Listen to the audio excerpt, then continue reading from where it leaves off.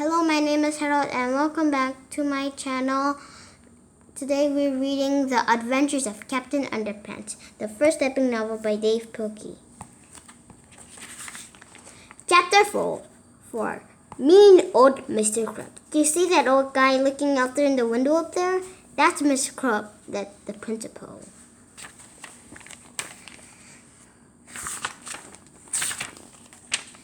Now, Mr. Crab was the meanest, sorest old principal in the whole history of Jerome Horwitz Elementary School. He hated laughter and singing. He hated the sounds of children playing at recess. In fact, he hated children altogether.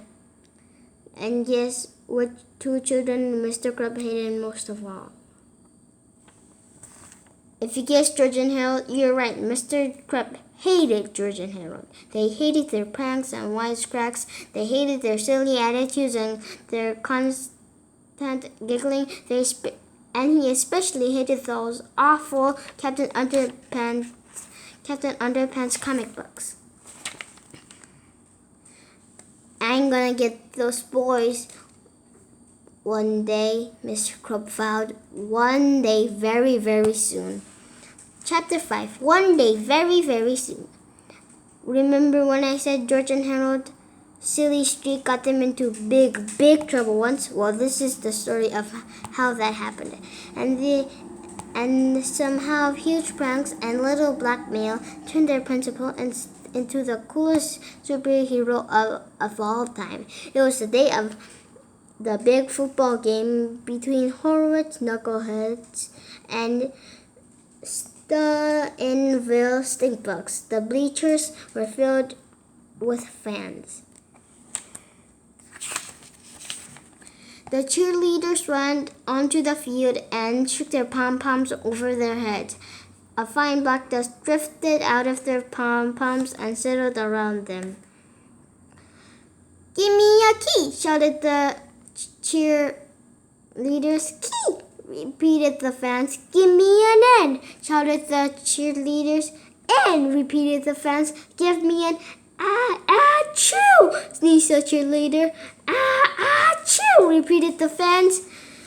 The cheerleaders sneezed and sneezed some more. They couldn't stop sneezing. "Hey!" shouted a fan in the bleachers. "Someone sprinkled black pepper into the cheerleaders' pom-poms. I wonder who did that," said another fan. The cheerleaders stumbled off the field, sneezing and dripping with mucus, and the marching band members took their places.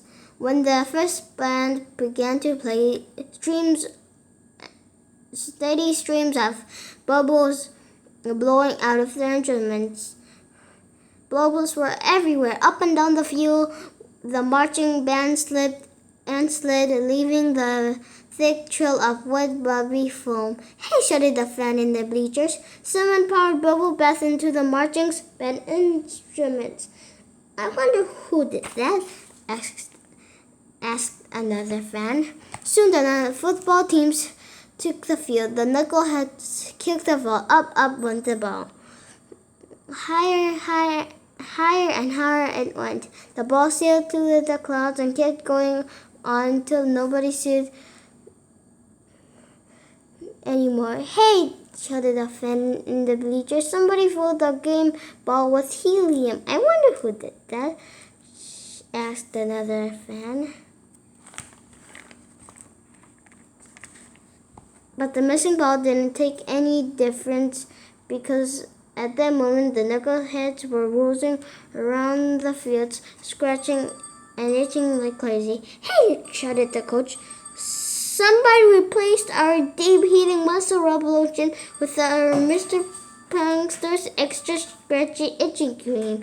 I wonder who did that?" shouted the fans in the bleacher. The whole afternoon went on much the same way, with people shouting from, "Hey! Someone put sea monkeys in the lemonade," to, "Hey! Somebody glued all the bathroom doors shut." Before long, most fans in in the bleachers had gotten up and left. The big game had forfeited, and everyone in the entire school was miserable. Everyone, that is, except for two giggling boys crouching in the shadows beneath the bleachers. Those were our best pranks yet, laughed Harold. Yep, chuckled George. They'll be hard to stop, that's for sure. I hope we don't get busted for this, said Harold. Don't worry, said Harold. We covered our tracks really well. There's no way we'll get busted.